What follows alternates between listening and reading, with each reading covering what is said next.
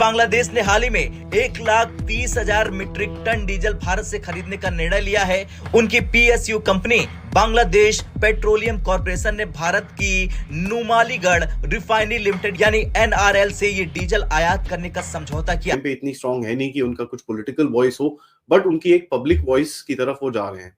Resistance की बात करते हैं और काफी ऐसी चीजों की बात करते हैं। आज 18 तारीख है, 18 तारीख को कुछ होने वाला है, ऐसा कुछ इंटीमेशन सी आई है, बट आई वोंट। ज्यादा मसाइल इन्हीं की वजह से खड़े होते हैं, लेकिन हम तो समझते हैं हमारे छोटे हैं, तो हम इस लिहाज से उनको फेवर करते हैं, लेकिन वो उनके सेंस में हमारी बात नहीं आ रही या उनके हमारी बात समझ नहीं आ रही। मतलब एक दूसरे को समझ नहीं पा रहे हैं कि क्या सिचुएशन। पाकिस्तान भी है, फिर कुछ मिडिल ईस्टर्न कंट्रीज हैं, फिर कुछ और भी मुल्क इन्होंने इनवाइट किए हैं ईस्ट एशिया से, तो वो सारे इसमें आएंगे, पार्टिसिपेट करेंगे। हालांकि ये फैसला अचानक नहीं आया, इसके पीछे कई वजह हैं, जैसे बांग्लादेश की अर्थव्यवस्था सड़क पर आ गई है, उनका विदेशी मुद्रा भंडार यानी फॉरेक्स रिजर्व लगभग खाली हो चुका है। जब बांग्लादेश ने पाकिस्तान और तुर्की से सामान मंगवाने का फैसला किया तो उन्हें ये समझ में आया कि ट्रांसपोर्टेशन वांट टू स्पेकुलेट जब तक कुछ होता नहीं है वहां पर।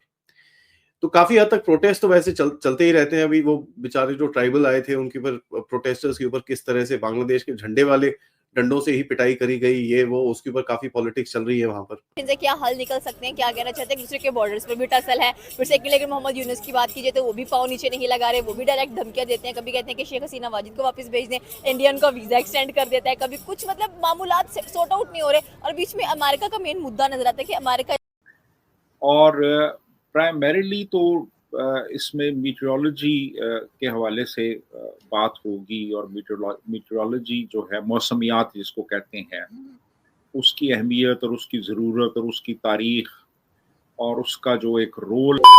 साहब, हमको इलेक्शन चाहिए। Both India and US want democracy and elections in Bangladesh, और ये चीज वहां की जो पार्टीज हैं उनको भी पता है। बीएनपी काफी हद तक प्रेशर डाल रही है कि भाई mid of this year, that is 2025 के मिड तक इलेक्शन कराने बड़े जरूरी हैं। जमात भी कुछ ऐसे ही बोलने को कोशिश करती है, लेकिन ज्यादा बोलती नहीं है इसके बारे में। खैर, अवामी लीग तो काफी हद तक इस टाइम पे इतनी स्ट्रांग है नहीं कि उनका कुछ पॉलिटिकल वॉइस हो, बट उनकी एक पब्लिक वॉइस की तरफ वो जा रहे हैं। रेजिस्टेंस की बात करते हैं और काफी ऐसी चीजों की बात करते हैं। आज 18 तारीख है, 18 तारीख को कुछ होने वाला है, ऐसा कुछ इंटीमेशन सी आई है, but I won't want to speculate जब तक कुछ होता नहीं है वहां पर। तो काफी हद तक प्रोटेस्ट तो वैसे चलते ही रहते हैं। अभी वो बेचारे जो ट्राइबल आए थे उनके ऊपर, प्रोटेस्टर्स के ऊपर किस तरह से बांग्लादेश के झंडे वाले डंडों से ही पिटाई करी गई, ये वो उसके ऊपर काफी पॉलिटिक्स चल रही है वहां पर। तो ये कई लोग अभी कई मीडिया में भी बोलना शुरू हो चुके हैं कि एक फैशिस्ट टाइप अराजकता बांग्लादेश के अंदर आ चुकी है। जमात इसी चीज का फायदा उठा के बोलता है कि भाई, जमात इस्लामी के शफीकुर रहमान जो हैं, उनके चीफ हैं, अमीर हैं, उन्होंने बोला कि साहब, जमात का कोई ऑल्टरनेटिव नहीं है अगर आपको पीस की जरूरत है। और बोला कि भाई, जो फेयर इलेक्शंस हैं, the struggle for fair elections is far from over. ये दो स्टेटमेंट्स बड़े इंटरेस्टिंग रहे उनके कल। नाउ यहाँ पर ये ऐसा है कि भाई, इन्होंने तो ये भी बोला कि भाई, अगर जमात पावर में आती है तो क्या जमात अभी एकदम पॉलिटिकल पार्टी बन के लड़ेगी और ये अमीर बनेंगे बांग्लादेश के? तो ऐसे कुछ आपको दिखता है, और यही चीजें होने के लिए यूनुस की तरफ से भी कहीं ना कहीं हिंट्स है। लेकिन यूनुस के साथ जो और भी ऑर्गेनाइजेशंस हैं, उनके और जमात के बीच में फिर स्ट्रगल ऑफ पावर रहेगा।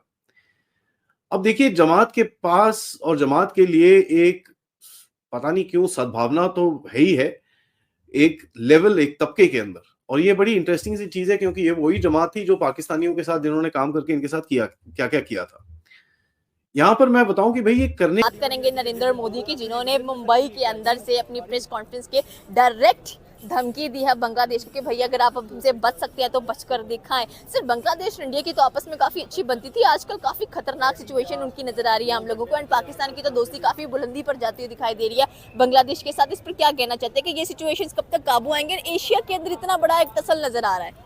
ये मुझे लगता है कि जो पिछले रिलेशन है सियासत में वगैरह का, कि उस वजह से शायद मसाइल आए हैं, तो शायद गवर्नमेंट चेंज हुई है तो उन्होंने आंखें दिखाना शुरू कर दी हैं। तो बाकी रहा पाकिस्तान के लिहाज से, तो हमारा तो झुकाव है काफ़ी ज़्यादा, तो हम कोशिश भी करते हैं उनके साथ हो जाएं, लेकिन उनका इरादा नहीं बनता ज़्यादातर। लेकिन ये हमारा उनके साथ मैच वगैरह में भी नज़र आता है, जो आपको याद होगा नसीम शाह वाला, ओके तो काफ़ी ज़्यादा मसाइल इन्हीं की वजह से खड़े होते हैं। लेकिन हम तो समझते हैं हमारे छोटे हैं, तो हम इस लिहाज से उनको फेवर करते हैं, लेकिन वो उनके सेंस में हमारी बात नहीं आ रही, या उनके हमारी बात समझ नहीं आ रही। मतलब एक दूसरे को समझ नहीं पा रहे हैं कि क्या सिचुएशन है, क्या हल निकल सकते हैं, क्या कहना चाहते हैं। एक दूसरे के बॉर्डर्स पर भी टसल है। फिर सेकंडली अगर मोहम्मद यूनुस की बात कीजिए तो वो भी पाँव नीचे नहीं लगा रहे, वो भी डायरेक्ट धमकियां देते हैं। कभी कहते हैं कि शेख हसीना वाजिद को वापस भेज दें, इंडिया उनका वीजा एक्सटेंड कर देता है, कभी कुछ, मतलब मामूलात सॉर्ट आउट नहीं हो रहे। और बीच में अमेरिका का मेन मुद्दा नजर आता है कि अमेरिका इसमें बड़ा ज्यादा इंडल्ज नजर आ रहा है। अमेरिका की बात करें तो अमेरिका जो है हर जगह इंडल्ज नज़र आ रहा है। Okay. तो हर जगह उनके पपेट्स हैं, तो हर किसी को आगे ले आते हैं, फिर उनको यूज़ करते हैं।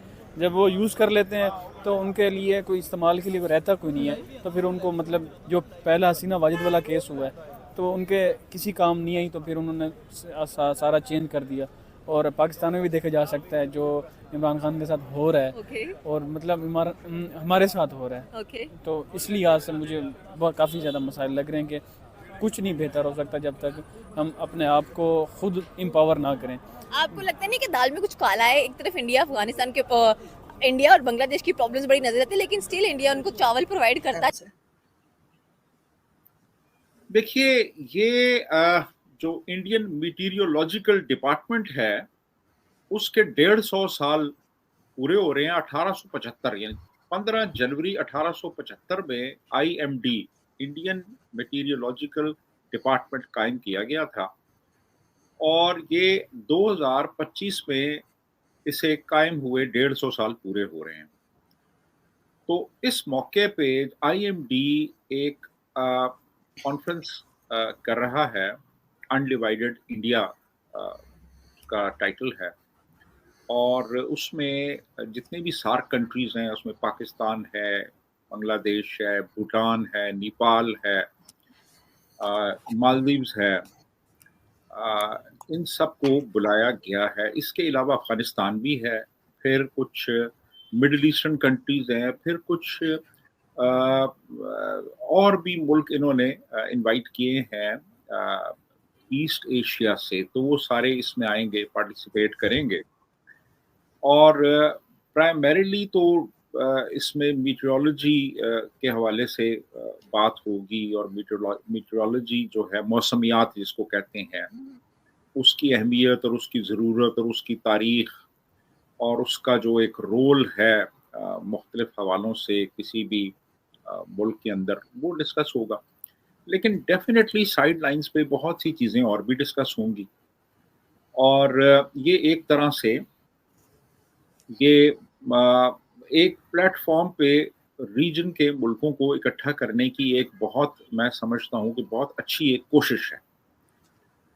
और उन्होंने, यानी बांग्लादेश के साथ भी इंडिया के हालात और जो ताल्लुकात हैं वो कुछ इतने अच्छे नहीं हैं, पाकिस्तान के साथ भी इतने अच्छे नहीं हैं, लेकिन इन दोनों मुल्कों को इनवाइट किया गया है।